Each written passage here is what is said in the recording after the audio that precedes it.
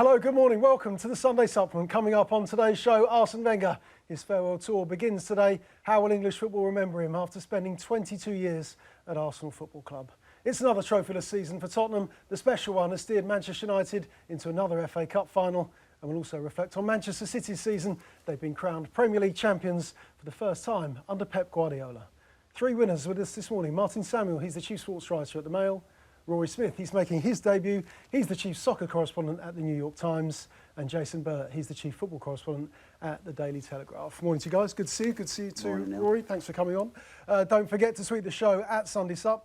The best will appear on your screen over the next 90 minutes. OK, let's look at some papers. Where else would we start? The Mail on Sunday. Arsene Wenger, he knew a month ago that he was leaving Arsenal, according to Rob Draper. This morning, the manager was kept out of transfer meetings at the Emirates, and Luis Enrique, the former Barcelona manager, favourite to replace Arsene Wenger, to succeed him at the end of the season. Lots of tributes this morning as well, as Wenger prepares to play out his final few games in charge of Arsenal. The one decision nobody is saying Wenger got wrong, that's Daniel Taylor in the Observer this morning. Daniel does go on to say what a fine career Arsene Wenger had as manager of Arsenal. Who's going to replace him? Luis Enrique, according to the Sunday Times, and Jonathan Northcroft this morning. But others are in the frame as well, according to the Sunday People. The gaffer, Patrick Vieira, former Arsenal midfielder, now in New York, of course, part of the big Manchester City project. Could he become the next Arsenal manager? You can certainly count Brendan Rodgers out, according to the Celtic manager last night. Lost against Hibernian yesterday.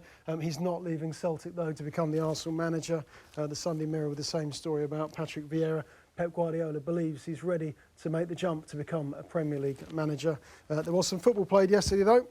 Manchester United safely through to another FA Cup final. Jose Mourinho steered his side into that final after beating Tottenham 2-1 at Wembley last night. That game reflected on the back page of The Sun, and a hope and glory. I think that's supposed to be land of hope and glory, or a play on those words anyway. And Herrera scoring the winner yesterday for Manchester United. We'll get into that in part 3 of today's programme.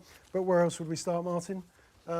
Not your holiday, you're a few days away, but Arsene Wenger and his 22 years at Arsenal. Of course, we've all written about it over the past couple of days. But how do you feel about it a couple of days on from the announcement, in the wider context of his 22 years at Arsenal, and how he will be remembered in English football and at Arsenal?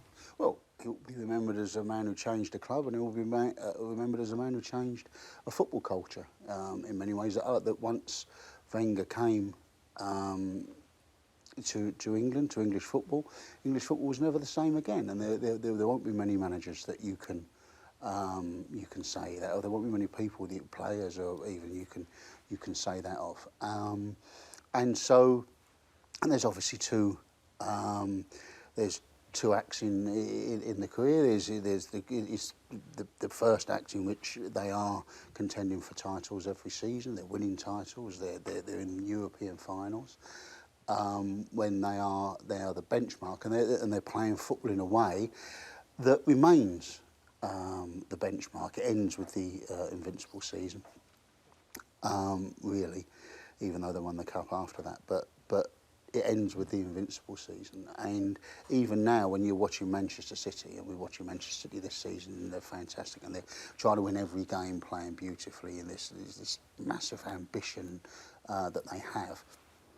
And if you're clawing around for a reference point for it to try to, you use Arsenal. You don't use Manchester United or Chelsea, who are actually more successful as clubs than Arsenal were during Wenger's tenure.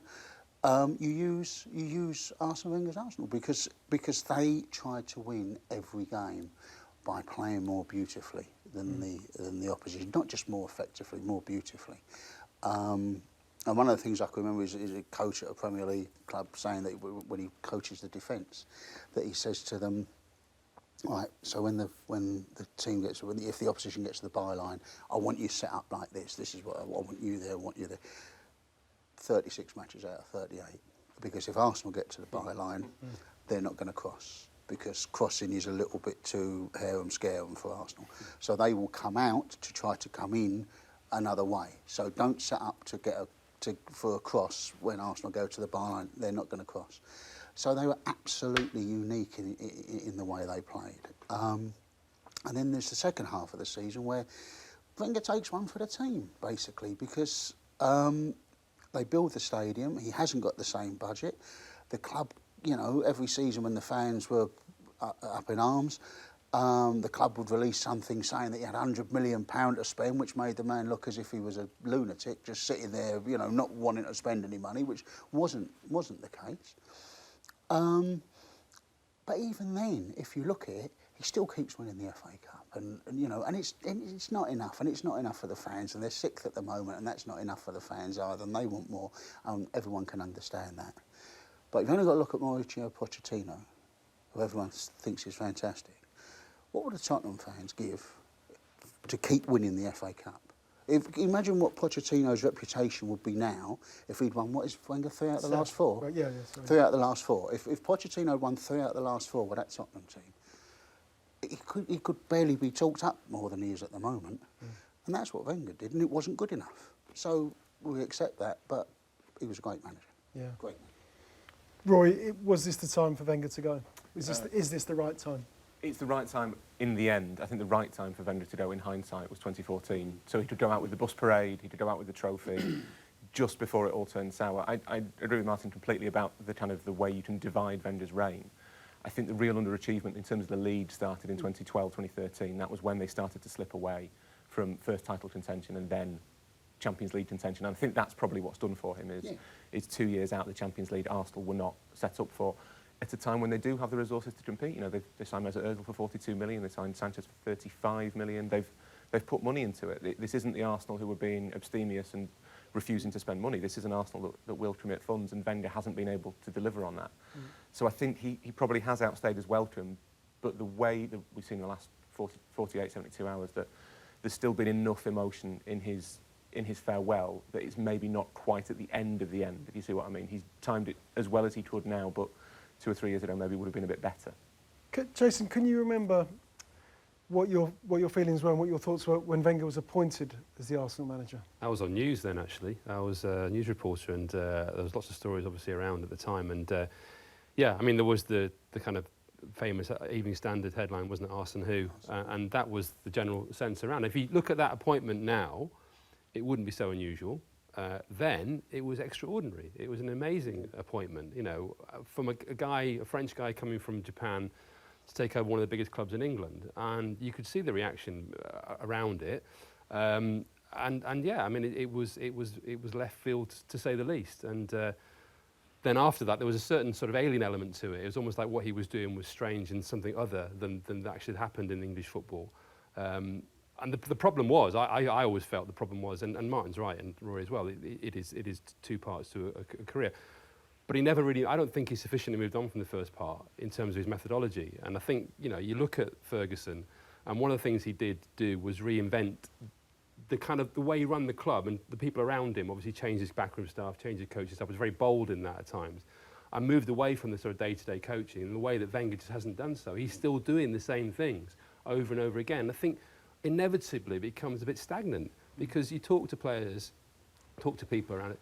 The coaching they do at Arsenal now, unfortunately, isn't intense enough, isn't cutting edge enough, isn't what other clubs are doing. But that's inevitable by staying there so long and reaching a certain age. So he needed, that's where he really needed to reinvent himself a bit more. And he didn't. He wanted to carry on doing the same things. His strength has always been his stubbornness, and his weakness has always been his stubbornness. You know, somebody said the other day, he was the greatest analyst of football about everything apart from his own club. You know, and he wouldn't often see what was staring him right in the face. And I think he needed to reinvent himself and change a little bit more. I'm being quite harsh in a sense because Martin's right. I think we are in danger sometimes of looking at the second half of his career at Arsenal as his career at Arsenal. No, you've got to remember that first half. And obviously in the day and age we live in now, we're living, you know, last week's a world away, never mind 10 years ago. Don't forget what he did when he was there, when he first arrived, and what the achievements he did. And as your question says, you know, he came in from Japan, he came in from nowhere, effectively. And it was like Arsene Who. And no one says that. No one's going to say that about him now, are they? No.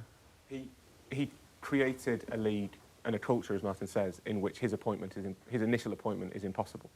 Arsene Wenger in that situation would not get the Arsenal job. He might get a West Brom and be criticised for 16 weeks for being odd, like Pepe Mel. But you wouldn't an English team wouldn't have to appoint an unknown at a club the size of Arsenal. What was interesting was on Friday, then you got even Gazidis saying we need to be bold. And you look at some of the appointments that the Kroenkes have made with some of their American franchises. You wonder, in the back of my mind, obviously I'm thinking we're going to go into this later, but you wonder, will they be even remotely as bold as they were when Wenger arrived? You can't, because the world of football has changed. Nothing is quite as alien as Wenger was in 1996. But there's a debt that's owed to him, not just by Arsenal, but by the entirety of English football and the Premier League. And to an extent, the global success that the Premier League is partly Arsene Wenger's creation. Absolutely, absolutely. And the other thing is that he's stayed around long enough for us to see every single weakness that he's got. You know, when you look at it, Roberto Mancini was, 2-3 seasons, boom, and he's gone, and Conte will be 2 seasons or whatever, and you sort of see little things, you think, oh, right, that's not quite right.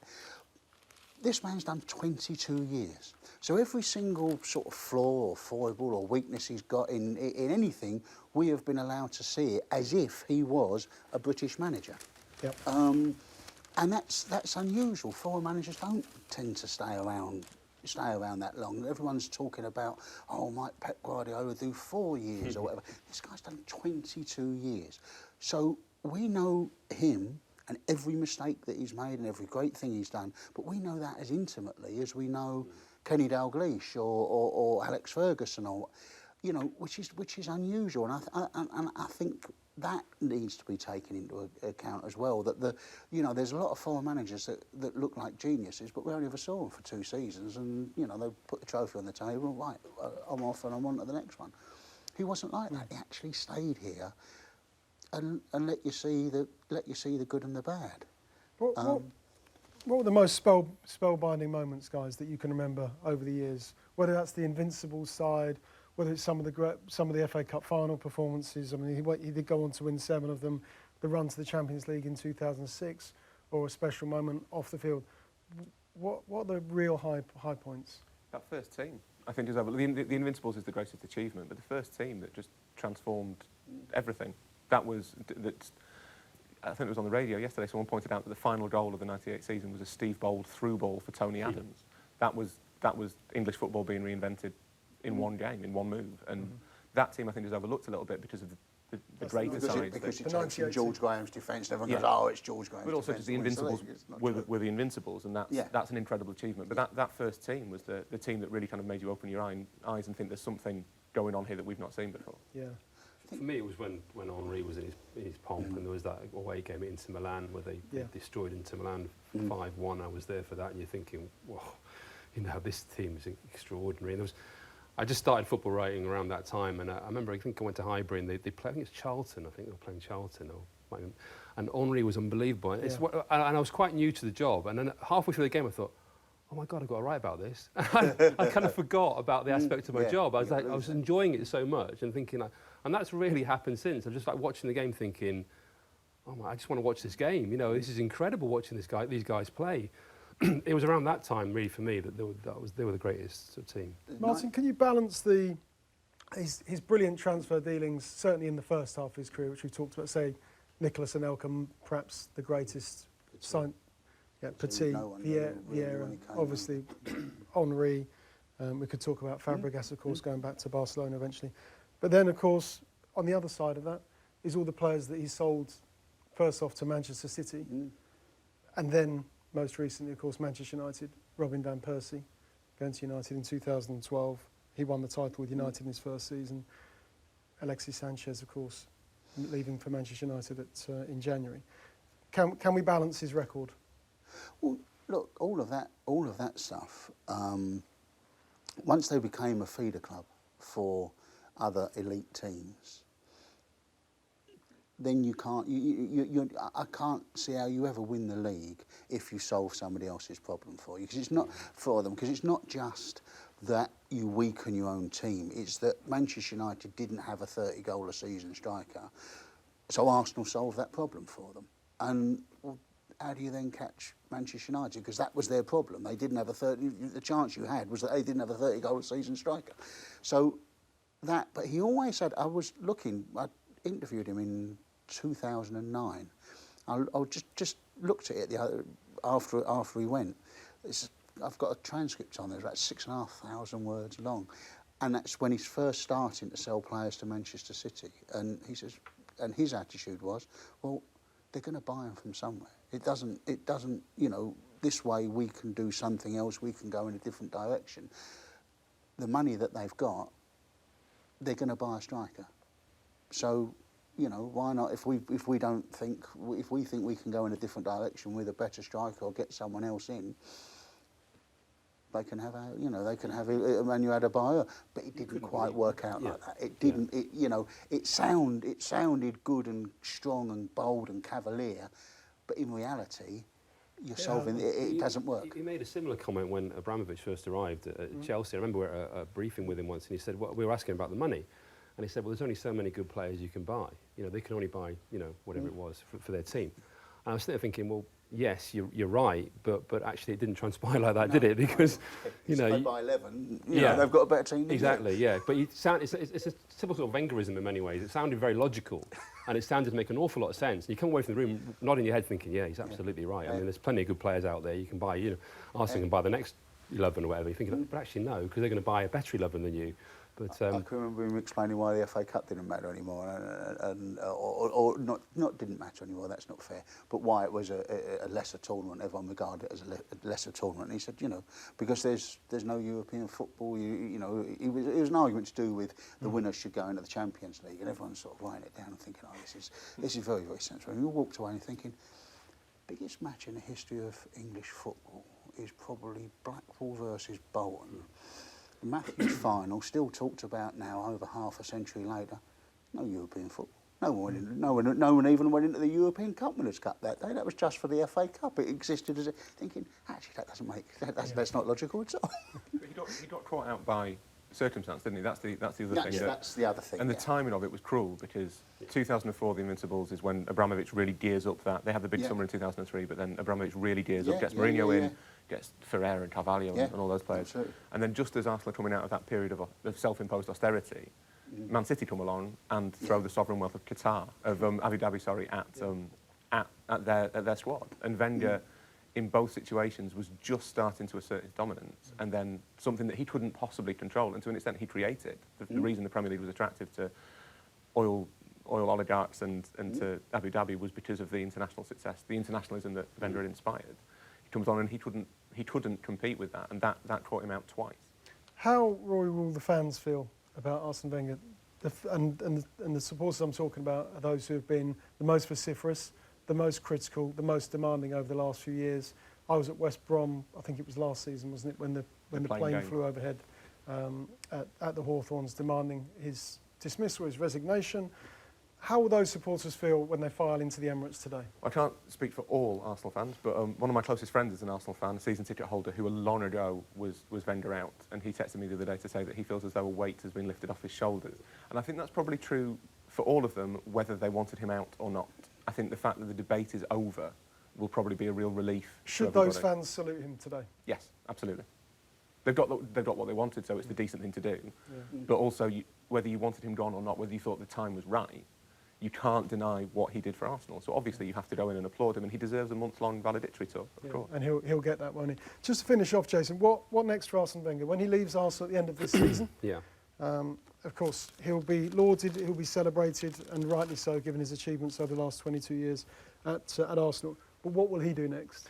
I spoke to somebody, a couple of people on Friday about that, and just to kind of clarify whether he would carry on, and obviously, yes, he will carry on, obviously, and try and get another job. It's whether. But what was interesting was that one of the guys I spoke to said he may be interested in something away from direct line management. He may be interested in a sporting director type role, which I still find quite hard to believe. And then the other thing they threw into the mix was a national team coach, which again I thought was probably unlikely. Last year, speaking to a few people, there was some talk of him going back to Monaco if Leonardo Jardim leaves there. I think the PSG thing has gone now. In England, I don't know whether or not he'd want to stay in England, but I think he will carry on in coaching, definitely. Sure. OK, good stuff, guys. OK, next up, we're going to assess the runners and riders for that Arsenal job. Luis Enrique in the frame, Massimiliano Allegri at Juventus, Brendan Rodgers, Joachim Low. We'll discuss all of them. That's coming next here on the Sunday Supplement.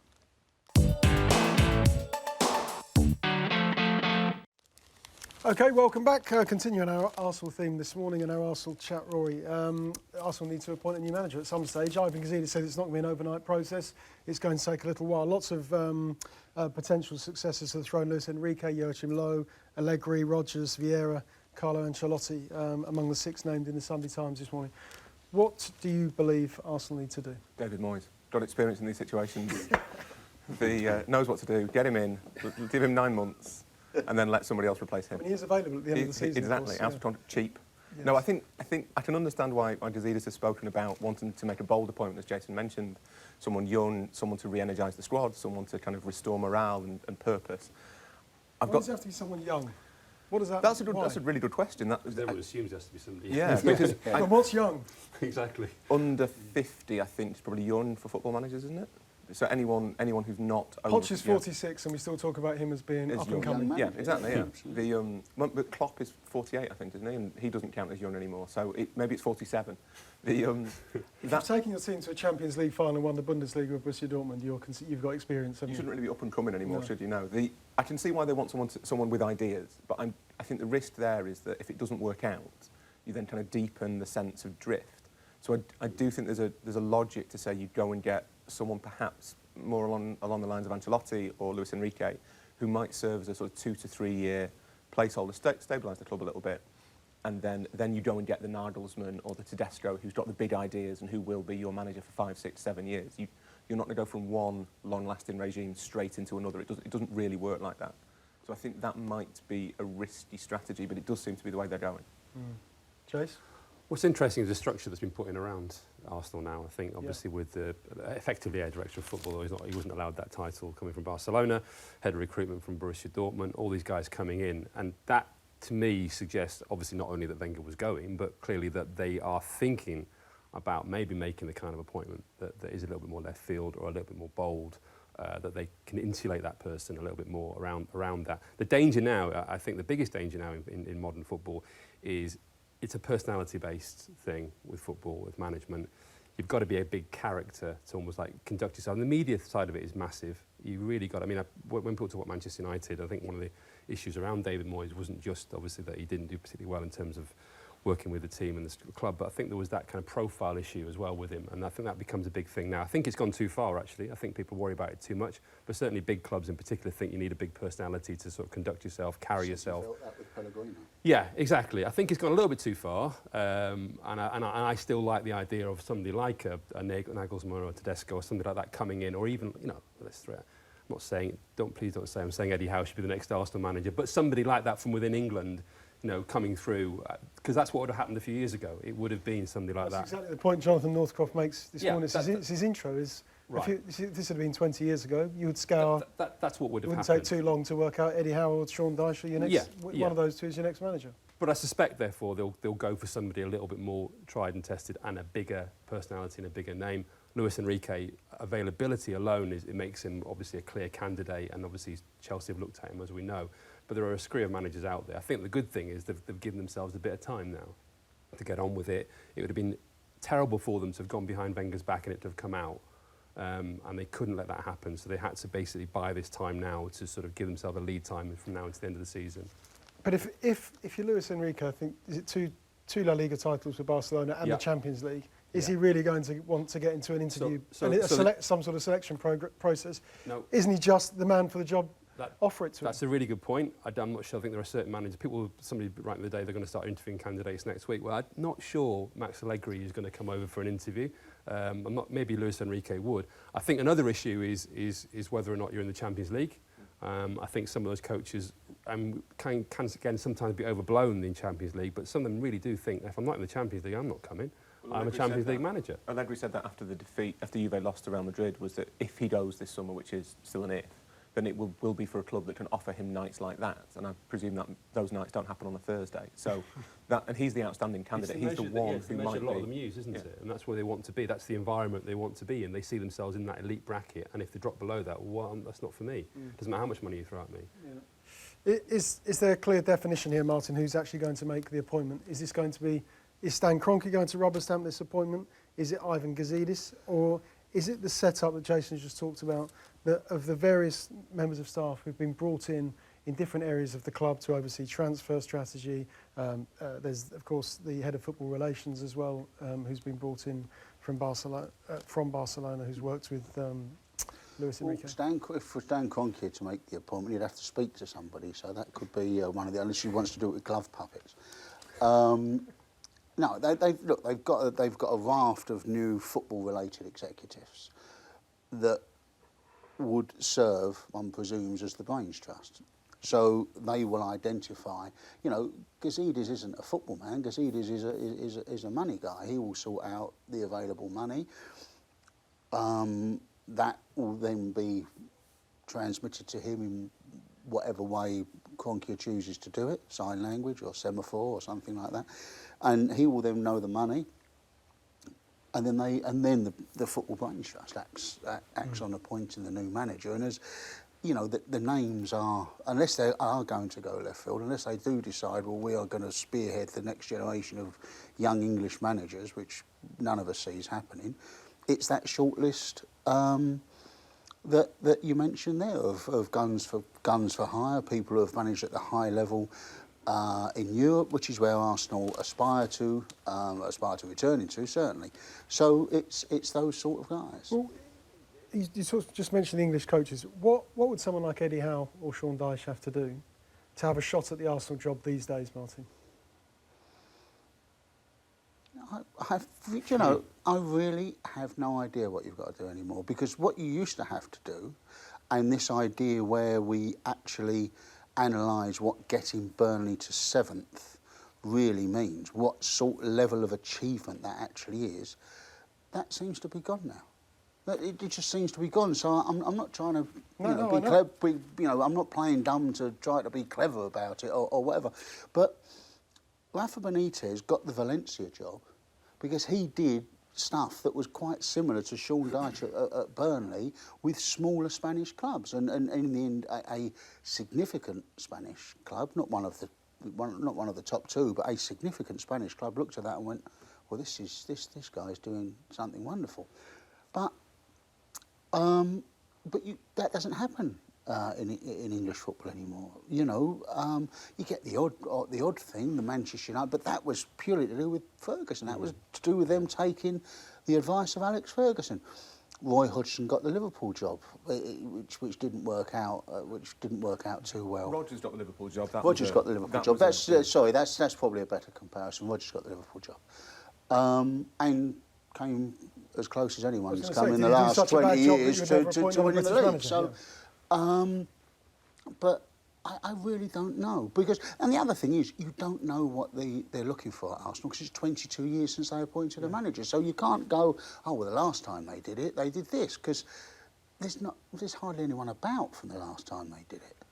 You know, Chips Keswick was probably still knocking about somewhere or whatever, but Dean has gone, and what you do hope is that when these guys did arrive, obviously some of them arrived last summer, some of them arrived in November, they've been thinking about this every day. Yes. That's where you hope that they've been thinking about it, because they would, if you're coming in as director of football operations at Arsenal, you know that one of the big things you're going to have to do in the next first couple of years of your time there is to be involved in the succession of Arsene Wenger. It probably would have even been part of your interview, I imagine. Yeah. You know, so you'd hope that every day they've been thinking about this and they have a plan in place. Is the issue not, though, because they're all relatively recently installed, how do we know they worked together? Well, somebody made this point the other week, because you've got this kind of the German side of it and the Spanish side of it. And I think my colleague Matt Law wrote about how kind of the German side of it are looking at sort of German coaches and the Spanish side of it are looking at Spanish coaches. You know, and you're thinking, where's the common ground? Look at Manchester City. In the end, those guys that they brought in, they went with what they knew. They appointed Pellegrino because he was what they knew. He came from La Liga. They came from La Liga. They could see he'd done a very good job at Malaga. Right, they made him the manager. But they were all in the same camp. Whereas, as you say, at Arsenal, you've got one guy who seems to be, getting the band back together as far as Borussia Dortmund was concerned. So like Mkhitaryan gets bought, and they're bringing the old Borussia Dortmund team back together, and then you've got the fella from Barcelona. So you don't quite know, really. It's a challenging job, Rory. Is it an attractive job with the squad that will be left at the end of this season? Again, it's not quite as attractive as it might have been had Wenger left earlier, but I think it is. It's one of the great jobs in European football, and one of his legacies, in fact, is the way that Arsenal's seen across the world. And it's something we maybe don't always appreciate in this country, but if you go to talk to fans in Spain, Italy, France, Indonesia, Malaysia, China, South America, Arsenal are a bastion of taste and style. When Palermo were trying to sell Paulo Dybala, the year he went to Juve, which I think was 2015, they were trying to stoke an auction, as Italian clubs always do, as all clubs always do. And Zamparini, the president, said that the only English club he would sign for was Arsenal because of the way they played football. And that was long after Arsenal had stopped winning titles. I think they had just won the FA Cup. But that's how people see Arsenal, and it's how managers see Arsenal. I think Guardiola was quite attracted to Arsenal at one point, but obviously they weren't looking for a coach. So there will be managers who want it. I think the question with the timing is whether this is the right summer to be trying to appoint a manager, because there's not that many outstanding candidates out there. If Allegri won't go to a non-Champions League club and he stays at Juve, he's out the running. Tuchel's getting the PSG job, so he's out, and doesn't like Sven Mislintat, the head of recruitment, so he's out the running. So you're not necessarily dealing with... one as well, isn't he? Yeah. And then the World Cup makes that almost a no-go, I'd have thought, for him. Especially with the early transfer window. Sarri as well at Napoli. Yeah. Who is, one is told that if Pep Guardiola walked into Man City tomorrow and said, right, I've had enough, that's the guy that they would go for. Right. Sarri. So he will be in demand as well if he wants to leave Napoli. Vieira, would he be popular with the fans? Great player, of course. One of the great players from Arsenal's from the first period of Wenger's. How do you judge it? How do you judge that league in terms of the Yep. comparison to the Premier League? How do you judge the MLS? How much do any of these guys see the MLS?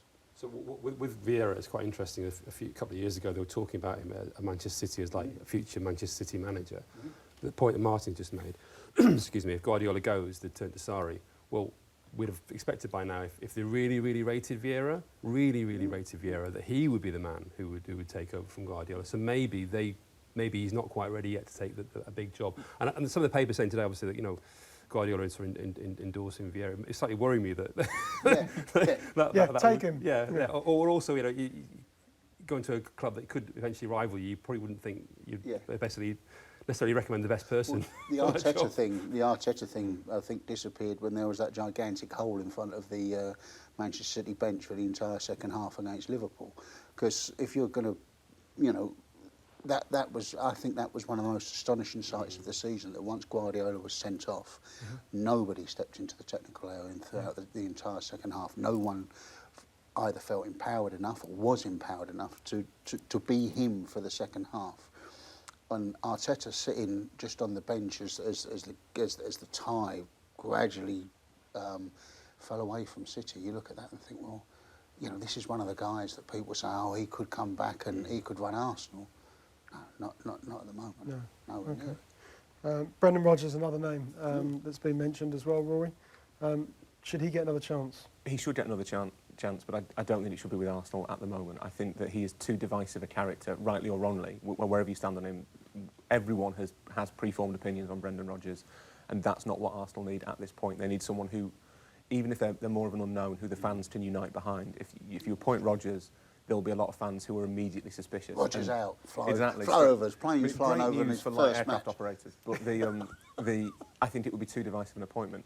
In terms of Vieira and Arteta, it's the same issue as with Howe and Dyche. It's a step up. So I have some sympathy with the super clubs when they go abroad to a point, because if you want to appoint the manager of a supermarket, you don't go to the guy who runs the corner shop, because they're businesses of different scale. And Burnley and Arsenal are businesses of different scale. And New York City is a business of a different scale to Arsenal. So you need someone who's got some experience at that level. But as I say, the problem is there's not necessarily anybody out there. Rodgers does have that. The Celtic are an enormous club. But whether the pressures are the same, whether the markets you're shopping in are the same, it's all very different. I think Rodgers is doing all that can be asked of him, certainly in the league. He's winning it. What else can he realistically? No, he can't, and he will come back to England at some point, and he will get a good job. And I think the answer to Martin's question may be that if you're a British coach who wants to manage a top six club, what you have to do is win a trophy or come very close to finishing the top four with Everton. Okay. Last name, Thierry Henry, of course, perhaps the greatest player to ever pull on the Arsenal shirt. Assistant manager, of course, with Roberto Martinez with the Belgium national side. Could he take it? Well, he made it clear that he wants it, but again, it's the same argument, isn't it? I mean, it's like you're plucking a name almost. I mean, I got no idea what it'd be like as a coach. It could be wonderful. It could be the greatest story. You know, it could be the greatest triumph in the history of football. Thierry Henry comes back and he's as great a manager as he was a player, and everything's wonderful. And all the fans would be behind it from day one because he's Thierry Henry. At the same time, as Jason says, what do you know? You know, chuck it all up in the air. See what happens. You don't, do you? You know. No. Okay, good stuff, guys. Of course, the Arsenal manager, the successor to Arsene Wenger, will be appointed at some stage after the end of the season, we think. Okay, next up, we're going to talk about yesterday's FA Cup semi-final at Wembley between Manchester United and Tottenham. It's 8 FA Cup semi-final defeats in a row now for Tottenham. Pochettino under pressure to win a trophy. We'll talk about that next.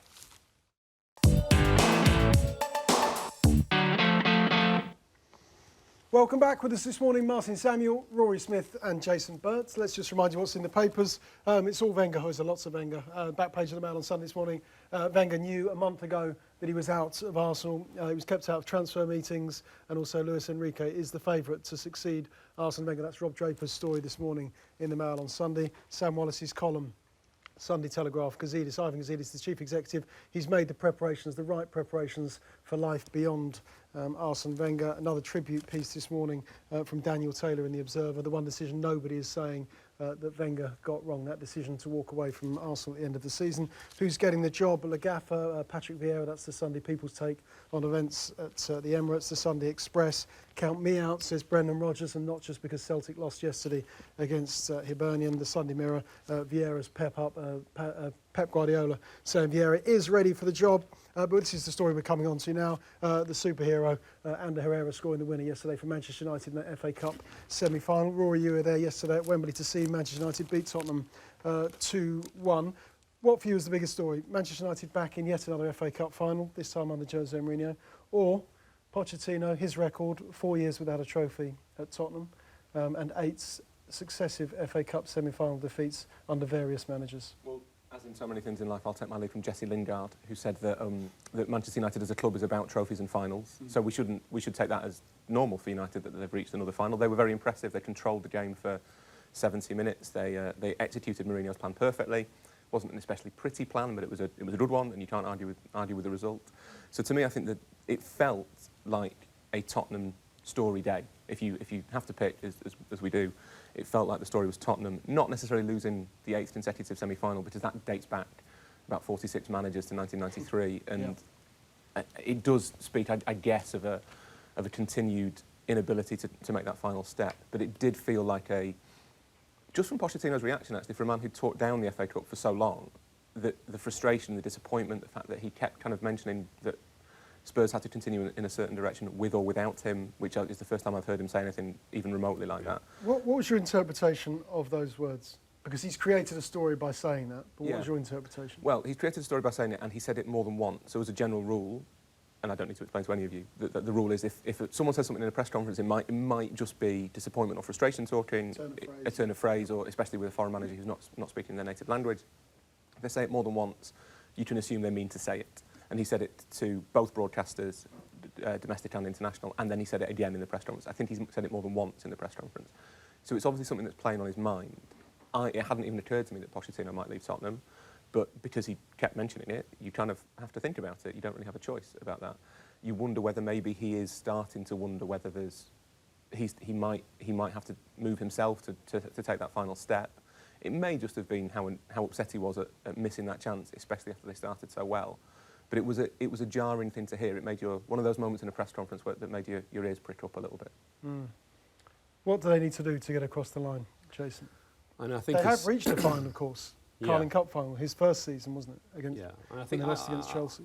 I think Rory's right. I think it is a Tottenham story. I think if Mourinho had been under more pressure under his own position, which he isn't, I think internally, I think at Manchester United, there's no suggestion at all that they weren't going to carry on with him, even if he didn't get to the FA Cup final. Then it would have been a Manchester United story. I think with Tottenham, though, I think it's a real issue. I think it's a big issue for Pochettino, a big issue for Tottenham, and a big issue for some of their players. And I think you've got to look at Pochettino's sort of body of work. He has done a fantastic job, undeniably, a brilliant job at Tottenham Hotspur, and that goes first and foremost. But at some stage, you do have to, and I've never really bought the idea, what are your trophies, but you do have to win something. I think not just because of what it means for you and the club, but also the players.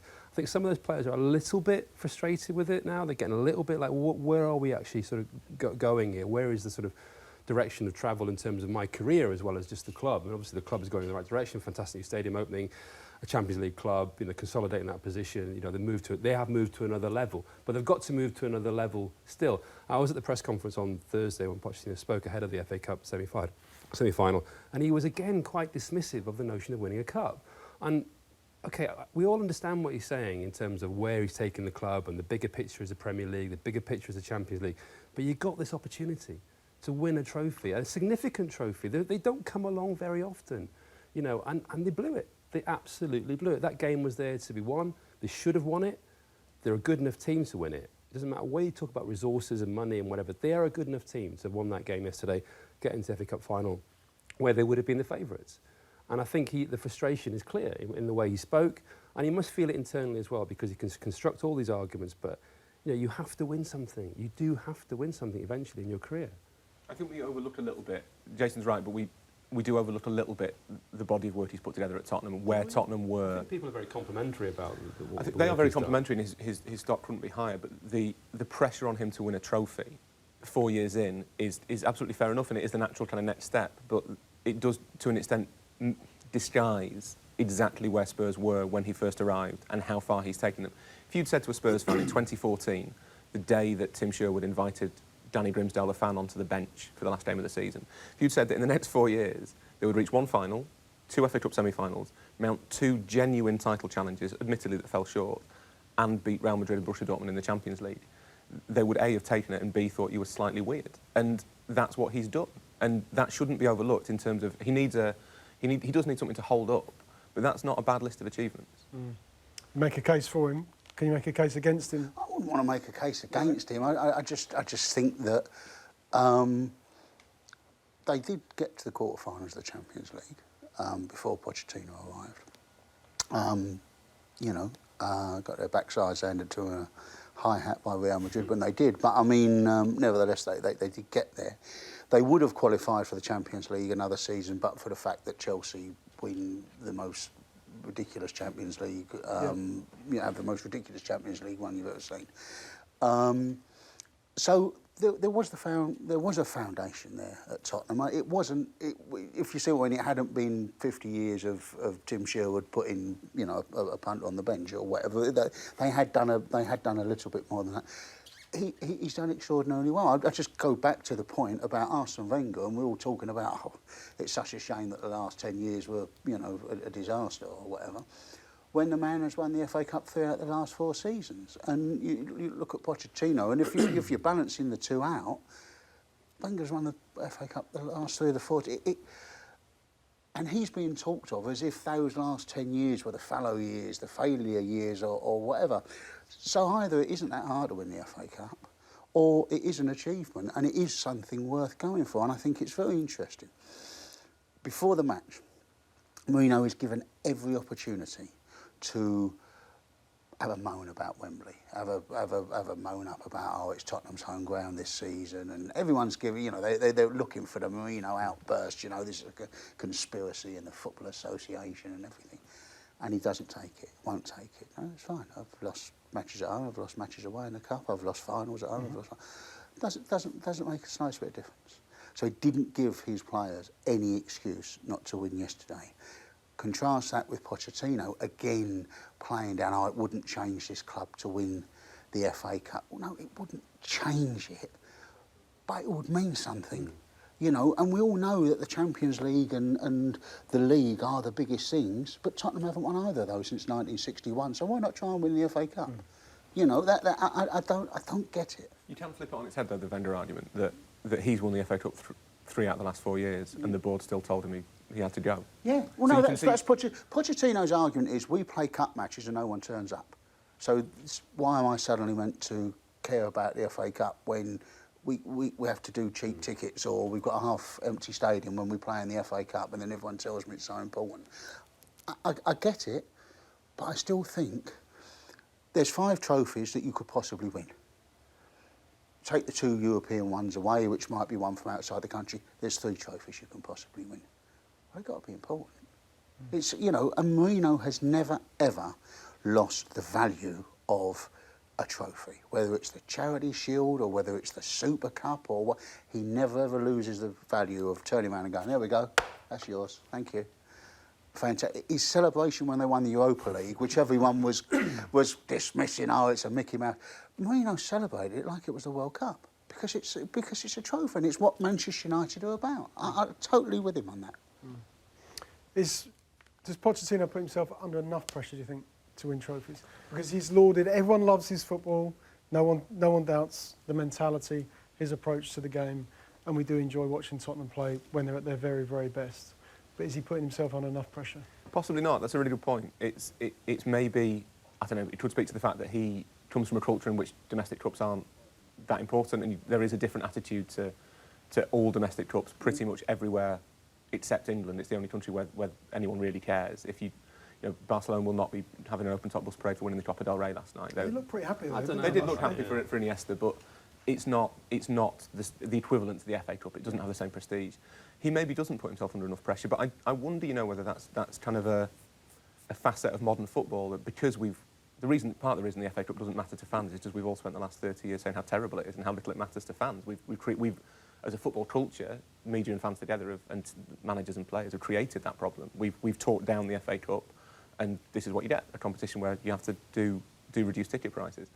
But I wonder whether as well that amongst the super clubs, the top 6, whether football was always about moments for fans. It was always about the goal, the win, the cup final victory, lifting the trophy.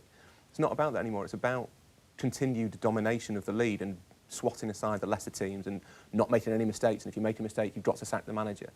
And I just wonder whether Pochettino's maybe a product of that culture as well, where what matters is that consistency, that being in the top 4. And he's a creature of his time, effectively, in the same way as Wenger was. That he knows that what really matters, what will keep him in a job and what will attract other clubs to him, is getting Tottenham into the Champions League, getting through the group stage, and then at some point, presumably trying to beat one of the big boys in a knockout. That's what will get him a bigger job, and it's what will get him a new contract at Tottenham. Yeah. But winning those marquee matches becomes a habit. And so Tottenham versus Juventus was a marquee match, no different to Tottenham versus Manchester United. Yeah. No different, funny enough, and this is why I think yesterday's result came as a bit of a surprise. Chelsea-Tottenham a couple of weeks ago, where you really sensed, oh, this is their time. Now they're finally doing it. Now this is a one-off. This is a big game. That was a cup final, and they beat them. But they didn't beat Juventus in the last 16. So I totally take Rory's point. But at the same time, when you haven't had anything, when you haven't had a trophy, you know, when you haven't had one of those major trophies for so long, start small and build. Mourinho was always very big on winning the League Cup. Yeah. Because it's the first trophy of the season, and that sets the benchmark. Well, his argument was with Chelsea, the first time round, was that League Cup's first opportunity to win a trophy. These players haven't won anything. Exactly. They win something, they'll get a taste for it, they'll win something else, That's his argument. It is actually his argument. And he's used that argument again at Manchester United, even though obviously Manchester United have won stuff, but some of these players haven't. And then he comes back and he wins the League Cup, wins the Europa League. Hopefully now for him we'll win the FA Cup. And I think Pochettino, don't just dismiss that argument, because I think Martin's right. You know, winning's a habit. You know, and obviously, second, third, fourth in the league, fantastic, brilliant, done fantastic with the Champions League. When you're in a semi-final, and a big semi-final against Manchester United, you have to win it. You have to win that semi-final, because then your players can say, right, we've beaten this lot in a semi-final, we've gone on and we've won the final, now next year we're going to go. And it's like, where are you taking... Yeah, we'll go again. We're going to go again for the bigger prizes. And I think that's... Don't dismiss that feeling of winning a trophy. Wenger changed the culture at Arsenal. One of the things that he is credited for is changing the culture at Arsenal. And it was a culture of 1-0 to the Arsenal, and you know which was sung because it was the final score, not because there was going to be a second and a third and a fourth added. That was the final score, 1-0 to the Arsenal. If you look at the culture of Tottenham, and I know it's much more than this, it's about great football and great individual players and wonderful strikers and the first team to win the double. But there's also those two phases that it's all got a bit Spursy, right? You know, which is becoming increasingly a byword for when you get to that moment when you really need to win and you don't. And the killer quote from Ferguson that time, lads, it's Tottenham. At the moment, they haven't been eradicated. That's your first job as the Tottenham manager, is to eradicate this image that when Tottenham get to the big occasion, it doesn't go for them. And he hasn't quite done that yet. And it didn't go for them yesterday. Rory, you were in the press conference yesterday when, from Mourinho's press conference, just some of the quotes, whether he was asked about it, but it seemed that he couldn't resist. Why are there too many critics? We can finish second with 6 more points than we did last season. This is our third final our fourth final in the last 3 years. Why couldn't he just enjoy the moment, or is this just the Jose we know? Jose's not a man not to carry a copy of his CV around with him at all times, is he? I don't know. It was really striking. He should have been in a really good mood, and he did leave a couple of little barbs in the press conference. But I think that with Jose, that might just be force of habit. I don't think he knows how to do a press conference without doing a couple of those. But he had every reason to be extremely happy, because they will finish second. He made the point that they need 7 more points to get to 81, which in a lot of years, until relatively recently, would have won you the title. I think he wants a gap between them and Liverpool and Spurs, whoever finishes third. He admits fully that City have been untouchable this year. They can win another trophy. I think he is in a good mood. I think he feels as though they're in the right direction, but it's not Jose's way to... He's just constructing arguments, isn't he? I mean, he's just constructing arguments to justify himself. Is he the ultimate trophy hunter? Oh, absolutely. I mean... Have you ever experienced or come across anybody like it in football I think he's with a thirst for winning titles? Well, Fergie, to be fair, but I think in terms of what it means to him personally, I think it's his complete justification is to win a trophy. I think if he wins a trophy, everything is justified. Martin's absolutely right. I was in Stockholm last summer. The celebrations on the pitch were extraordinary. And when he went back to Chelsea the second time and won the League Cup, he's sliding across the pitch again, on his back. And you're thinking, do not underestimate how much it means to him to win trophies. I mean, we know he counts Community Shields. He's the only manager who does in that way. Well, he has changed the culture. He has changed the culture around the Community Shield or the Charity Shield, whatever you care, because we never counted. Didn't even count in statistics. If you got a hat trick in the Charity Shield, if you got a hat trick in the Charity Shield, the first league game of the season, you're on 0. I count it. You've got to play 38 games to qualify for the Community Shield. And he for the Super Cup final. And he started talking about it as a trophy, and now everybody talks about it like it's our Super Cup. Yep. And Mourinho changed that, without a doubt. Well, Manchester City will certainly be playing in that Super Cup, otherwise known as the Community Shield, at the start of next season. They are the champions of England. That's the biggest trophy of all. We'll talk about them. That's coming next.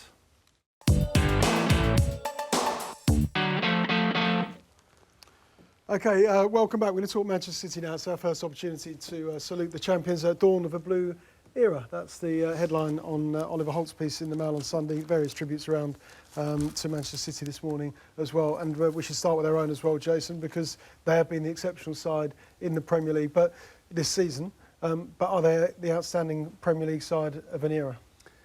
That's a really good question. I obviously, the argument against that is longevity. You've got to prove that over a period of time. All I can say is, as somebody who covers football, I've seen an awful lot of Manchester City this season. They're an absolute joy to watch. Every game I've been to has been brilliant, really enjoyable. I went Huddersfield against Man City earlier in the season. It was a great game. It was just great fun watching them play. They play football the way I want it to be played, and that's what I know. We watch a lot of football. They play football the way it should be played, the way I want to see it played. The attacking intent, the desire to score goals and dominate their opposition. Have you been conditioned to say that? Let's say 20 years ago, Jason, how did you want football to be played? This way. Attacking football. Okay. That's why whatever you say about Alex Ferguson, he wanted to win games. He wanted. There was a game I went to a few years ago when they were playing Tottenham Hotspur. It was 0-0. They couldn't score a goal. All he did was kept throwing on attacking players. And at the end, he had a beanie hat on. He took his beanie hat off. He threw it on the ground and started laughing. That's the way I want to see football played. I'm a romantic like that. I totally admire Jose Mourinho, Rafa Benitez. They're brilliant coaches, brilliant managers, winning managers. Mourinho's. But if you take away the winning, and that's a big if you take away the trophies with Mourinho, you haven't got the football I want to see played. And I just think that Guardiola, everyone can talk about the money, the players, he's getting, it's been a well-rehearsed argument, he gets the best out of them. I love the football. I think the football play is fantastic. The point Martin made at the start of the show about Wenger playing the Wenger was that was the football then. Yeah. And this is the successor. That was the season ticket to have then, and City's the season ticket to have now. He's the successor in that way. and I just like it. I like watching it, and I don't care what anyone says. I like that football. Does he get the best out of them, Rory, or have they assembled the best with the amount of money they've spent? £6.5 million per point to be crowned champions this season, according to the Mail on Sunday's stats. It's not an argument that will win me much favour with Man United fans on Twitter, but I find it hard to blame the money when they all spend so much money. And I know that 350 million is more than 250 million, but 250 million is an awful lot of money as well. They've spent that money, and to be honest, as Jason says, it's kind of worth it. They're brilliant to watch. And I think within that, Guardiola has improved pretty much every single player, no matter how much they cost. They might have fullbacks that cost the same as strikers, but their striker costs 33 million and Man United's cost 75 million. They've all got far too much money, in all honesty. They've all got a ridiculous amount to play with. So it seems odd to draw an arbitrary line at, 300 million? Say, no, it's too much now. 250 million's fine, but 300 million, now you're joking. So I find it hard to get too cross about that. I think Guardiola has money's there, someone will spend it. Yeah, he spent it well. He spent it on the players he needs, and he's improved them a little bit, every single one of them. He's made Nicolas Otamendi look like a proper centre-half. He's turned Raheem Sterling into a 6-yard box poacher. There's great management there, there's good spending. He's won a title in a very modern way. Are they going to stand the test of time, Martin, in your view, this team? Look, I do think there is nonsense talked about this thing where you've got to do it, 4 times on the term before you can be considered right. If Van Morrison had made one album and it was Astral Weeks, he'd be a genius. He didn't have to make Moondance. He didn't have to make all the other albums afterwards.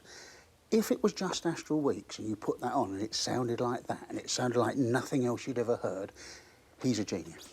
So you can be a genius in one season. You can. What Ranieri did, it didn't matter that they didn't do it again the following season. It was Leicester. So Leicester won the league. Leicester, they sacked him. Well, yeah, it did to Leicester, yeah. Well, less said about that. But it doesn't matter in terms of how you're viewed by posterity, that whether you do it. If he does it this season, and it is the most points, and it's the most goals, and it's the biggest goal difference, and they've already done it with 5 games to spare, which is only, I think there's 4 teams in history. Manchester United is the modern era, then there's Everton, and then there's Manchester United again just after the turn of the century, 1906 or 7 or something like that. So they're already setting benchmarks already, and in the next 2 or 3 games they could rewrite the modern record book. Well, if you've done that, okay, it would be great if you did it the following season as well. That would be marvellous. But it wouldn't devalue this season. It wouldn't stop this being a fantastic season. Same as if, a Van Morrison album that is less than Astral Weeks doesn't mean you put Astral Weeks on and go, oh, well, this is not as good as I thought it was. It's not. It's Astral Weeks. It's wonderful. It's absolutely wonderful. So I don't hold with this thing that you've got to. It's great to win 2 or 3 on the turn. It's great, and that's a sign of a team that endures and a manager that endures.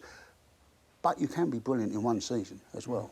The 1970 Brazil World Cup team didn't win it in 1974. It doesn't stop them being the best team that most people have ever seen. What are you playing on the car on the way home? Funny enough, Ilium Sphere. Ilium Sphere. It's a fabric. It's a fabric thing. Yeah, fabric. Any personal favourites, guys? From Van Morrison? Well, while we're on this subject, we're on this theme. We'd like to branch out. I'm completely out of my depth with Van Morrison, to be honest. Yeah, same here. Oh, really? No, Astral Weeks. Start with Astral Weeks. Start with Astral Weeks. Gets worse Okay, from there. download it on the way home.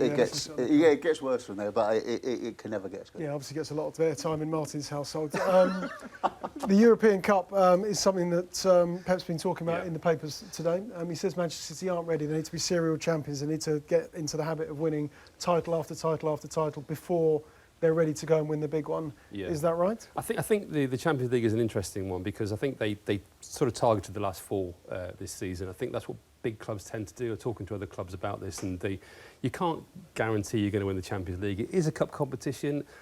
The 38-game season kind of is more your sort of body work over the course of a campaign. I think with the Champions League, though, the more Champions League games I watch, the more I think it almost becomes a mental thing.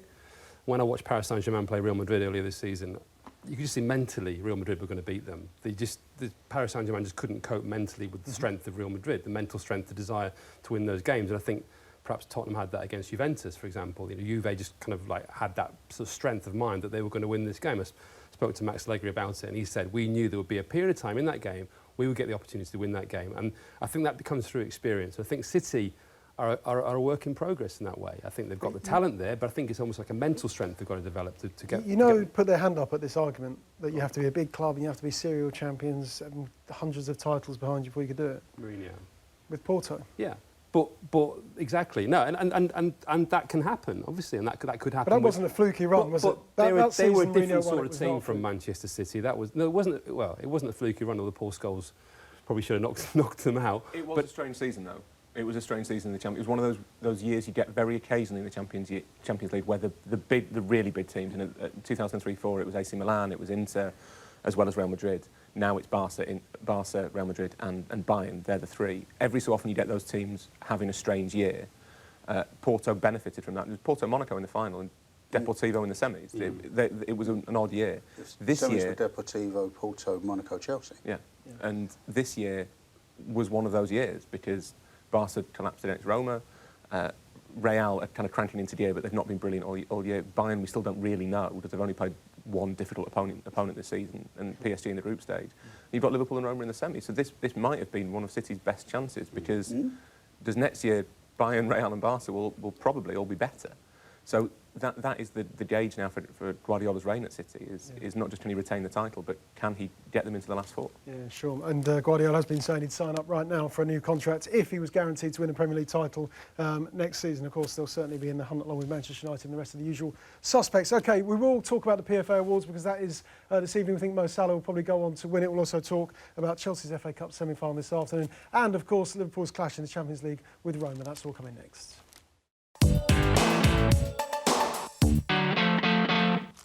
OK, I promised the PFA Player of the Year chat in part 4. Let's do it in part 5 instead because we run out of time. Jace, who's going to win it? It's this evening. Yeah, by the way. I think obviously Mo Salah will probably just about pip De Bruyne for it. Although I actually voted for the FWA award. I've actually voted for David Silva. I voted for something. I'm partly a bit of a contrarian, but I just thought that Silva's a player that really. I think City miss when he's not there more than anyone else, actually. As brilliant as De Bruyne is, I think he's the one player they can't afford to be without. And that's why I went for him. But you cannot deny that the numbers that Salah's put together, the goals, the kind of how much better he's gradually got over the course of the season as well. And he would certainly be a worthy winner, as would De Bruyne. You can make a case for either of them. And as Jason does, you can make a case for David Silva, who looks like he might be one of those players who kind of goes through his career. That is out there. Always been overlooked. David Silva's had a good season, a great Manchester City career, but that's out there, isn't it? That's true. I think in terms of individual impact, if we're talking individual impact, it will probably be Salah. And the other thing that's relevant with the PFA one is voted for by all the players. It might come down to a bit of a popularity contest of the clubs as well amongst the players, because they're as afflicted by bias as the rest of us. So my gut would be Salah, but you can make perfectly correct cases for both. Yeah. I think Salah will win it. I do think I would like to see De Bruyne win it simply because where was it? I think it was Dave Kidd's column in your paper, Ashton, in the week in which he said no Manchester City player has ever won the PFA. Yeah. The only Manchester City player who has won. He got into the team. That's the first time he's got in the team. And the only Manchester City player to win the FWA outright was Burt Troutman, because Tony Book shared it his year. So I'm not saying that for that alone that should outweigh Salah's, but you do seem to, through history, City don't seem to have quite got, or City's players don't seem to have quite got their due because they've had a few good ones, particularly lately, and they have been the outstanding team of the season, but. You can't really put up. It's like the Ronaldo Messi debate, isn't it? You can't put a sheet of paper between the two of them. They've both had fantastic seasons, and really, it's no insult, to lose to either of them, basically. Yeah, sure. We will see Salah against his old club Roma in the Champions League semi-final this week. What will Klopp's approach be to that game? And he was particularly upset yesterday after the draw with West Brom. Why did he get so heated? I wonder whether there was an element of performance about it. He's not a great loser, Klopp. That we've seen that before. He can be a little bit catty. It almost felt like they had lost, didn't it? Yeah, it did. And I do wonder whether he was doing it kind of to remind his players that those mistakes are meant to have been cut out of Liverpool's game and they are not to be repeated on Tuesday. I'm sure he'd rather have conceded 2 late goals from set pieces on Saturday rather than on Tuesday. But I do wonder whether part of it was deliberate to say, look, this is not allowed to happen anymore. This is not happening again. You'd hope it wouldn't. Liverpool's defence will change considerably for the Roma game. But Roma are dangerous in similar areas. They've got players who can deliver good balls and they've got Edin Dzeko in the box and they will be a threat. And Liverpool will have to be a lot smarter. And the other thing I would think that Roma have learned from West Brom is they might leave the pitch at the Olympico dry for a bit, to be perfectly honest. Yeah. Was Klopp disrespectful towards West Brom yesterday with his comments, one about the pitch and secondly saying, well, you know, they hit long balls and good luck to them with their long balls in the Championship next season? I don't know. I think people worry too much about respect being paid by managers. I think he's just, you know, if he feels the pitch should be watered more, that's his point. I mean, he's entitled to say that. West Brom are going to be in the Championship next season. I thought the catty comment was, well, they're going to have more possession next season when they're in the Championship, so they better water the pitch then. But, you know, I don't worry about that sort of stuff too much. I think he's perfectly entitled to his opinion if he wants the pitch water more. And as Darren Moore said, you know, obviously they did water the pitch, it dried out. It's, you know, but it's their prerogative as well not to do so. You know, I mean, we've seen plenty of managers use all the tricks in the book in the past. But I mean, I don't worry too much about Klopp getting shirty about it. I think Rory's point's absolutely right. I think it's a complacency issue. Yeah. We love nostalgia and history, and we talk endlessly about it, Martin. And there are various pieces in the paper this morning about Liverpool's win in '84 in Rome in the European Cup. Will that sense of history play any part in what is about to unfold over 2 legs in this semi-final between the 2 teams? Well, if there's any club that can mine a sense of history in Europe, it's Liverpool. So yes, there'll be plenty of that. I think it's very interesting his reaction yesterday because without a doubt, that result against Manchester City in the quarterfinals is a landmark for Liverpool under Klopp. And then what happened at West Brom? Next season, they have got to expect to challenge for the title because they are the team that have worked Manchester City out this season. This team that we all think is so wonderful, they've worked them out this season. They've beaten them 3 times in 4 matches, and the one game they lost, they say, is because they went down to 10 men. I'm not convinced of that. I think they were a different team then, but certainly their most 3 recent matches, they've beaten Manchester City. Now they're in the semi-final against Rome. You can't go back next season to, Liverpool, they'll draw with West Brom 1 minute and beat Man City the next. That's not good enough, and Klopp knows that's not good enough. And that was the action of a manager who knows that it's not about this season, that's about next season. That result is unacceptable next season if they are to do what they should do next season, which is properly challenge for the title, and they're good enough to do it. Yeah, sure. OK, well, we'll see if they do challenge for the title at the start of next season, certainly under pressure to do that. OK, you're off to Chelsea, Southampton, so I'll see you there at Wembley later on. Are you there, Rory? I'm not, no, I'm done for the weekend. You're done for the weekend. Martin, you're off to Arsenal. Of course, they play West Ham this afternoon. OK, we have run out of time. Thanks very much.